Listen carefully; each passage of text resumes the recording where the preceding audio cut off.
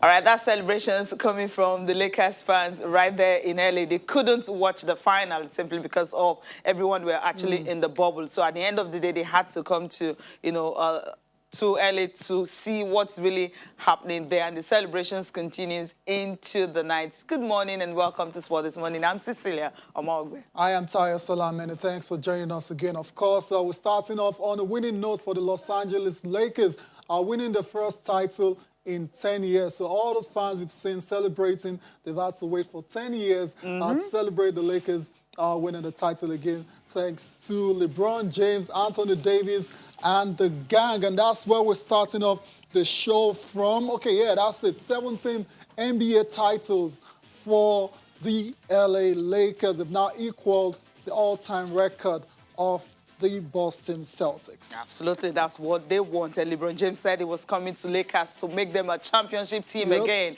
And everyone were actually doubting him, thinking at your age, you may not be able to do that with this Lakers team. But somehow he has done it in his second season for the Lakers. Of course, the first one was blighted by injury, so you can easily just remove that out. Still celebrating icons this morning. Lewis Hamilton, he has equaled the record. It was always going to be a matter of when and not if he can. He has equaled the numbers of races won by Michael Schumacher, 91 right now. And of course, we know he's obviously going to surpass that and set his own record before the end of this season. It's ridiculous. It's ridiculous what this guy has achieved there, because I remember when he got on the grid all those years ago, circa 2007. I was just happy to see a black man on the grid. Didn't think he was going to go on to become a legend of the sport. 91 wins and counting. Take a bow wherever you are. Remarkable. Lewis Hamilton. Also, still on the show, of course, another icon, another absolute legend. Tennis, Rafael Nadal, winning his 20th major after outclassing Novak Djokovic in the final of the French Open yesterday. It was a no contest. 13 French Open titles now for the King of Clay. And for all of you guys that doubted Rafael Nadal coming into this competition, what a way to shut you guys up. Cecilia, you're one of them.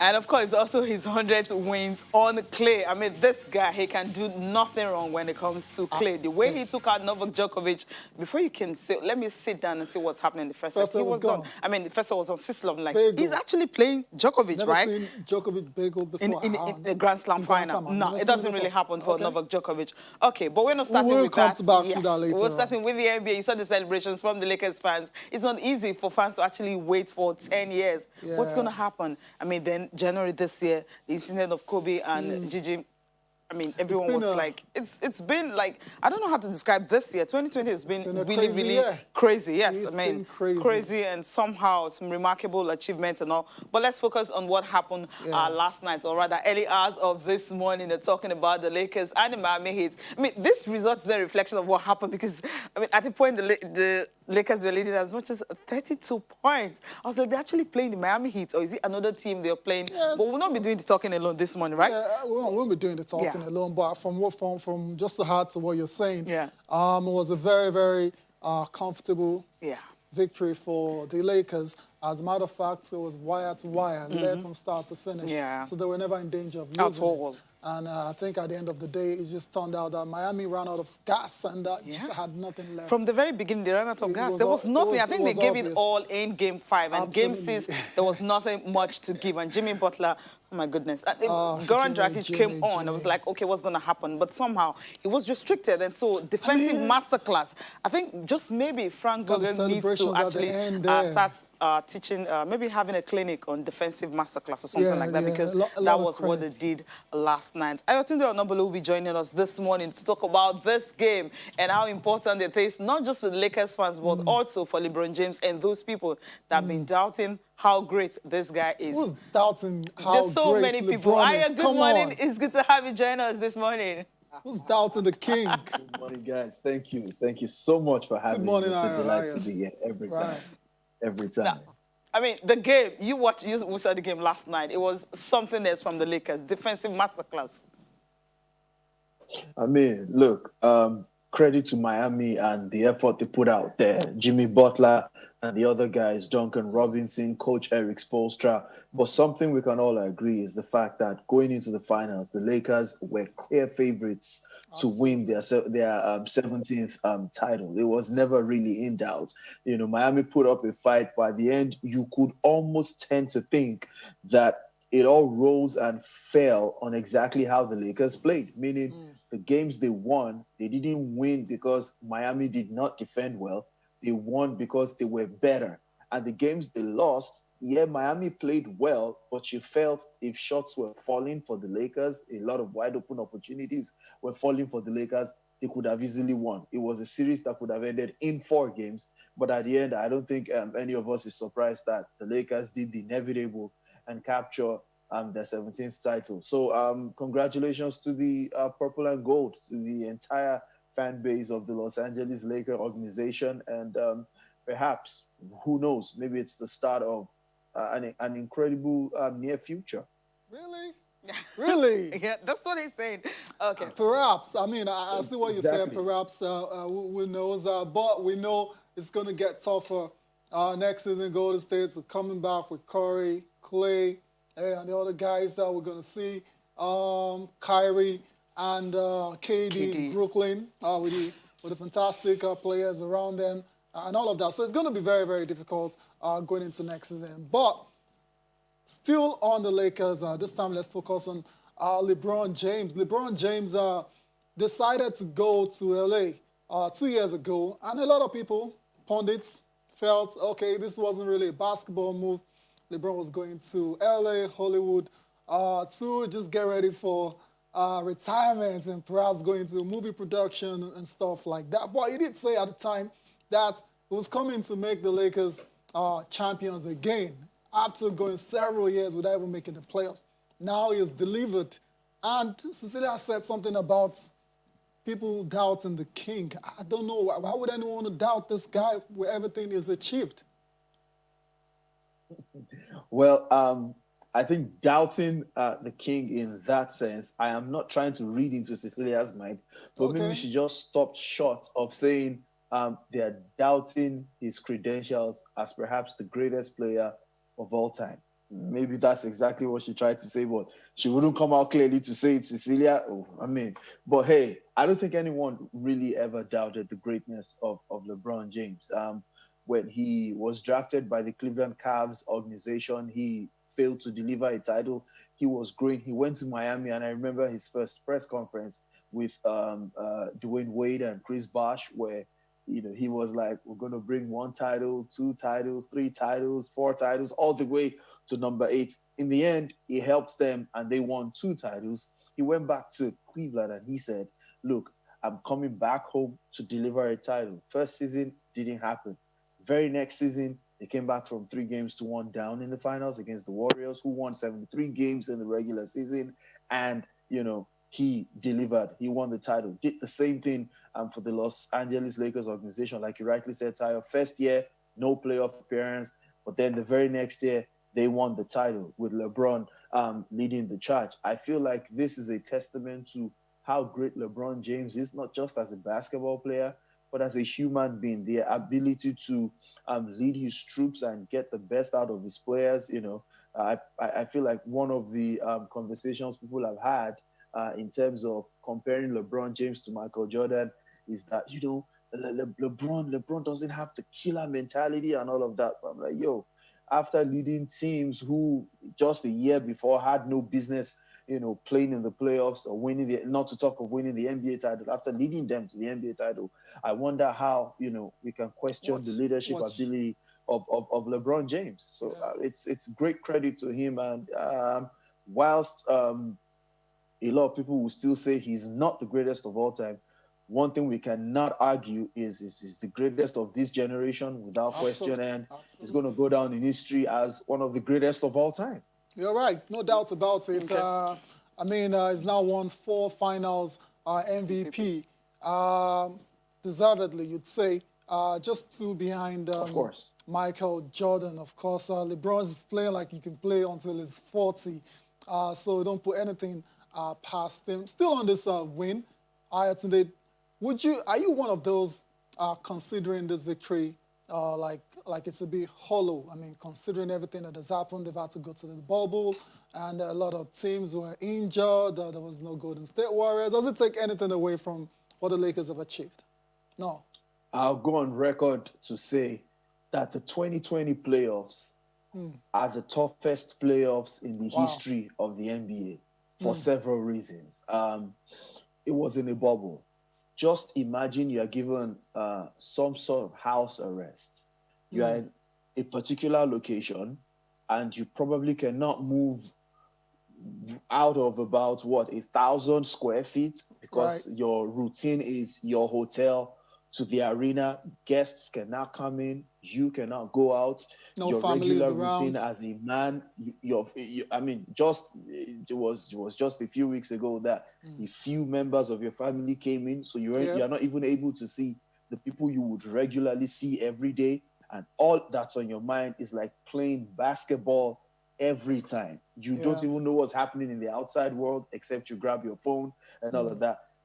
It was mentally draining to actually stay in the bubble for excess of 3 months playing basketball. And that's one reason why I must say it was a great display of mental fortitude, mental strength, not just on the part of the Lakers, even on the part of the Miami Heat. So I don't think it would be fair for anyone to say that the playoffs were a bit on the downward trend because of that. Playing in the bubble is completely different from playing in front of your fans, playing in your cities where you can move around, go anywhere you want to go to. Now you're restricted. Now you eat what they give you. You don't eat what you want. I mean, it's crazy. It's tough. I feel like this one is a championship with a star. With a star. But that star is not a downward star. Yeah. It's an upward star. It's a very special championship because any team could actually have won it. But the strongest team, not just in the ability to play basketball, but the ability to keep their mental focus very sharp, won the title. Wow, fantastic indeed. Star championship, no asterisks. Cecilia. No asterisks. I totally agree with you as well. Okay, I was going to talk about the coach, Frank Vogel. It's also his first time with the Lakers because first season and winning the title. What he did in the final, last night was something that we didn't expect. Alex Caruso actually, giving a start. Do you think maybe that actually had a lot to do with the way the Lakers played? Because after losing that game 5, he needed to change something for the Lakers to be better. I mean, the first question people ask about Alex Caruso is what exactly does he bring to the floor? He's tell not us, your tell us typical then. He's not your typical sharpshooter. He's not I know he's athletic, but he doesn't get the opportunities every time to show how athletic he can be on the floor. He's not your typical point guard or your typical shooting guard. So how has he achieved the cult status? Alex Caruso is known for his energy. His incredible hustle, his never say die attitude. When Alex Caruso is on the floor, you might be bigger than him, but once he's on you, he's going to be a pest on you every single time he's on the floor guarding you. He's going to be diving for the loose balls. He's going to make sure the 50-50 calls go in the Lakers' way. That exactly is what Alex Caruso brings to the floor. Excuse me. And I felt like after seeing the loss in Game 5, Frank Vogel felt all we need is an injection of energy.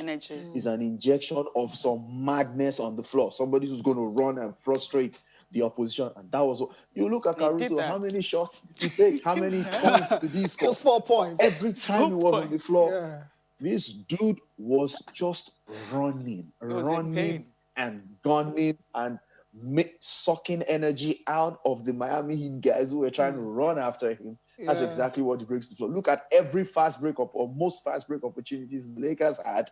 Alex Caruso was right there at the center. He wasn't the one finishing, but you can be sure he was either sprinting to the corner to get himself wide open for a three-pointer or sprinting towards the cup to try and, make it difficult right there for the Heat. That's how incredible the guy is. And that's why Lakers fans all over the world really love him. Yeah. Okay, interesting. But anyway, we have to let you go now. Thank you so much for waking up so early to join us and talk basketball this morning. Just go get some sleep. Thank you. I gladly will. Thank you guys for having me. Thank you. Cheers. All right, let's just take reaction from Alex Caruso, and after that, we'll go on a break.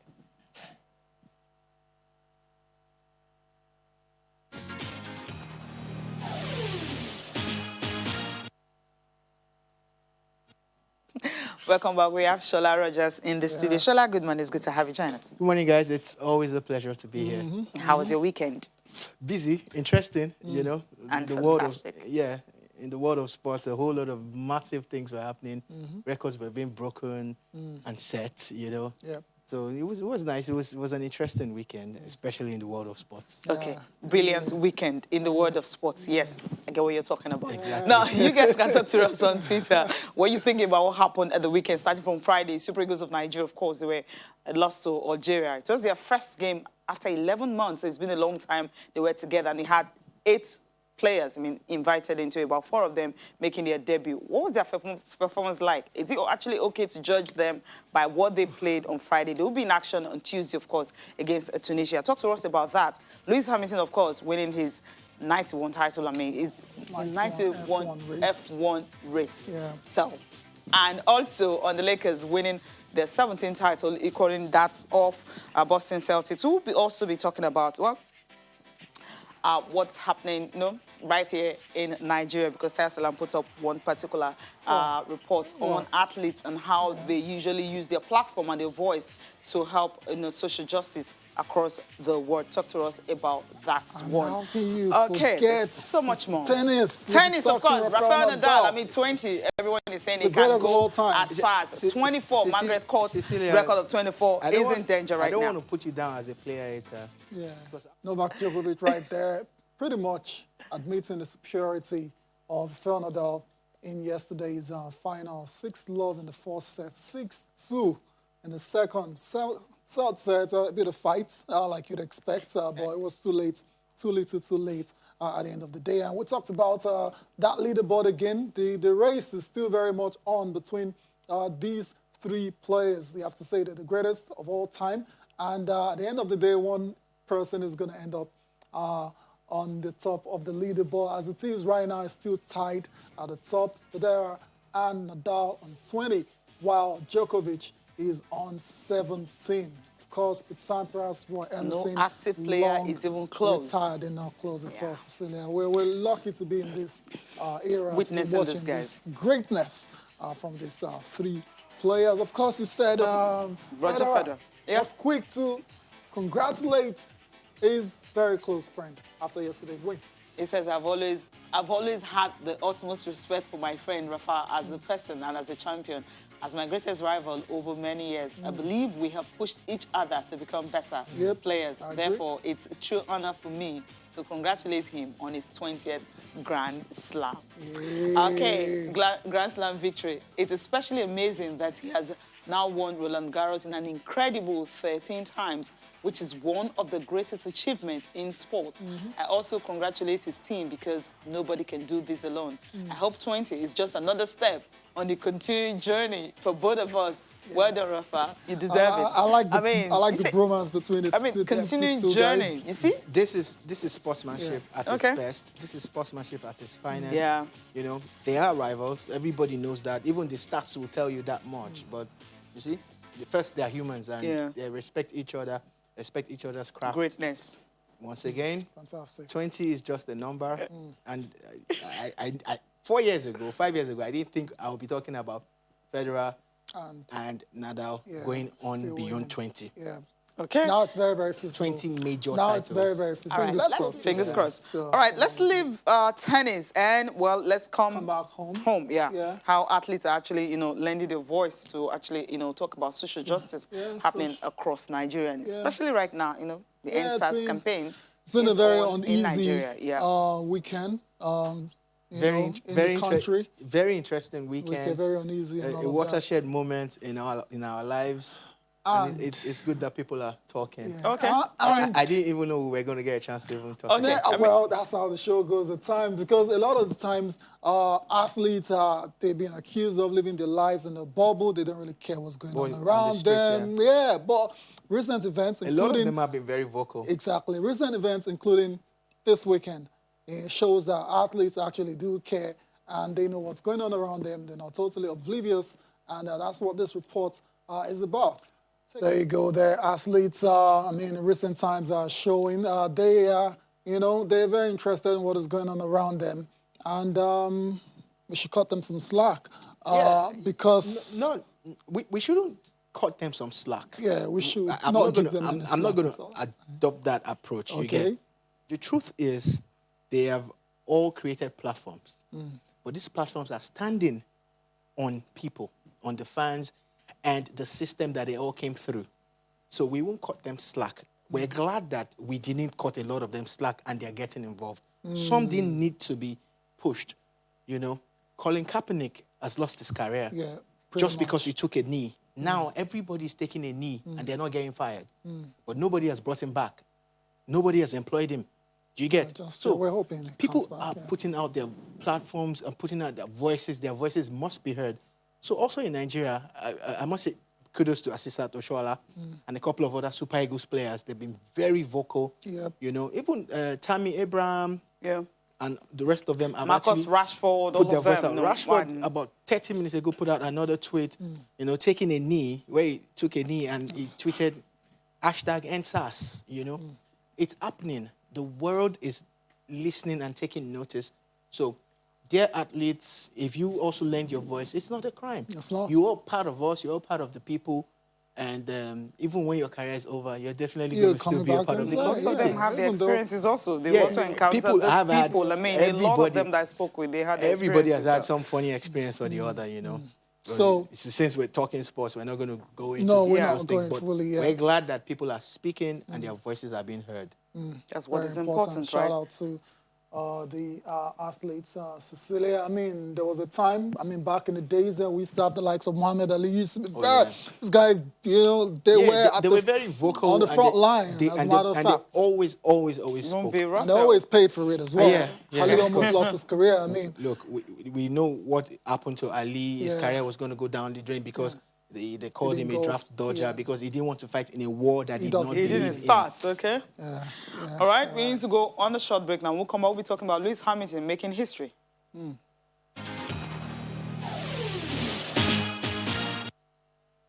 All right, let's talk about Lewis Hamilton. I mean, a good record it was for him at the weekend in Germany. We're always talking about when will he equal that record, and not if he will equal the record. But before we talk about Lewis Hamilton, let's just touch down on the Super Eagles of Nigeria, what happened on Friday. Shola Rogers, before I ask you the question, what do you feel about it? There's a tweet I'll just read. That's the only tweet you'll take. It's from Bosun. He says, absolute shambolic performance, Bosun. Absolute shambolic performance from the Super Eagles. They played as if they were just returning from vacation. That's the truth. I hope they put in a redeeming display tomorrow. It's just one game. Can you judge them knowing that, apart from Maduka Okoye, most of them didn't play 90 minutes? To be honest with you, I've heard the hue and cry. I've heard everybody's complaints. I have not said anything. But I have this platform now, and I'm so you have to say something. Slow your roll. Cool down. It's a friendly game. Yes, we would have wanted to win that game. But take a look at the Algerian team that they played. The same squad that did what they did a few months ago. Everybody knows their level. It's the truth. You know, we have more or less like a team that we're constantly bringing in and chopping and bringing out. And people don't want to cut the coach any slack. I understand all of that. But for me, I am not perturbed. It's just a friendly game. Could have been better. Yes, we did not play well. True. Our overall play was poor. I understand. We trained for 4 or 5 days. No excuses. No excuses. But it's still a friendly game. Imagine if we didn't even play this game at all. With our new ranking, we would have gone down.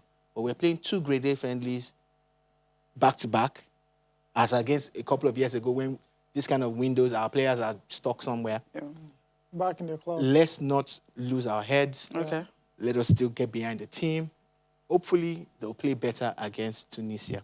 That's it. We'll leave it there, right? That's it for the Super Eagles of Nigeria. Now, tomorrow we'll talk about more on the game, right? And also talk with Toyin how prepared they are for the game. Okay, great one from Lewis Hamilton there. Okay, time to take a look at the papers, right? Okay, let me start with Sporting Sun.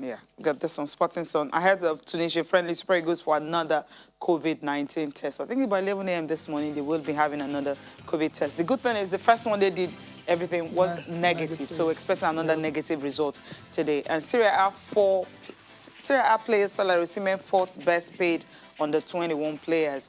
Okay, Suarez says he won't celebrate goal against Barcelona. Of course, you know he won't. Score first. Reds, Man United threaten Dangote's Arsenal buy. What's this all about? Find out Sporting Sun. All right, let's go to Sporting Life. Next, England beating Belgium. Also, the UEFA Nations League. That's a big deal. That's big. Mason Mount scoring the winner after the went down. They went down to go to Lukaku. Rashford equalized from the pen spot, and Mason Mount with the winner, England. Good game, very interesting game. And even if they didn't play very well, they got 3 points. That's what is important. All right, and the key guys on the score sheets. Interesting. Nadal passed the record equaling 20th Grand Slam title. We talked about it already. Operation Stop Tunisia. Kevin Boguma to start. You saw it. Cameo, right, in the game against Algeria. Kevin Boguma looks like a good player. Yeah, we need to give him time and the other guys to gel. Of course. And I'm going to call on the NFF to continue to take advantage of all these transfer windows so that we can actually build a strong team. Thus far, they've been doing that. So, the international windows. Yeah, credits to them. Keita test positive for COVID-19. Another Liverpool player going down to COVID. What's going on?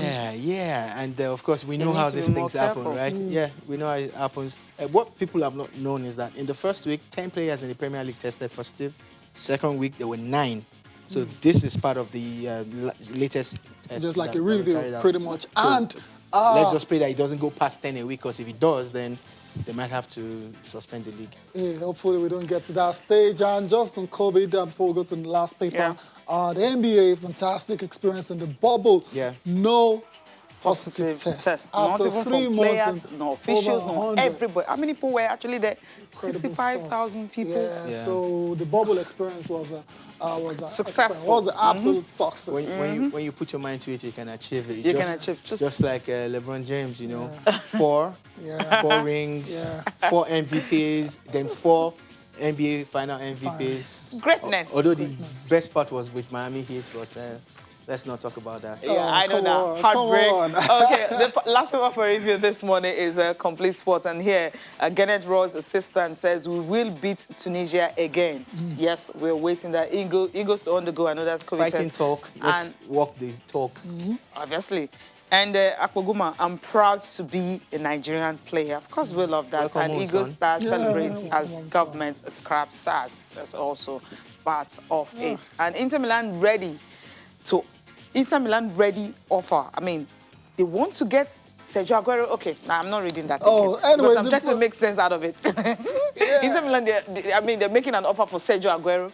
Yeah, what's wrong with that? Okay. Yeah, I know Man City won't sell. Yeah, I mean, it's silly season as well and all of that. Boston, we've got another tweet from you as well. AGK as well. Thanks for your tweets. We'll take them tomorrow, guys. Talking about Nadal, Victor as well. So talking about Nadal being undisputed king of clay, like we all know. Oh, yeah. Thank you very much for coming on the show. Thanks for having me, guys. It was fun again. Yeah, it's always happy. All right, thank you guys for watching. I'm Cecilia Omogbe. Have a great day. I am Tayo Salam. See you again tomorrow.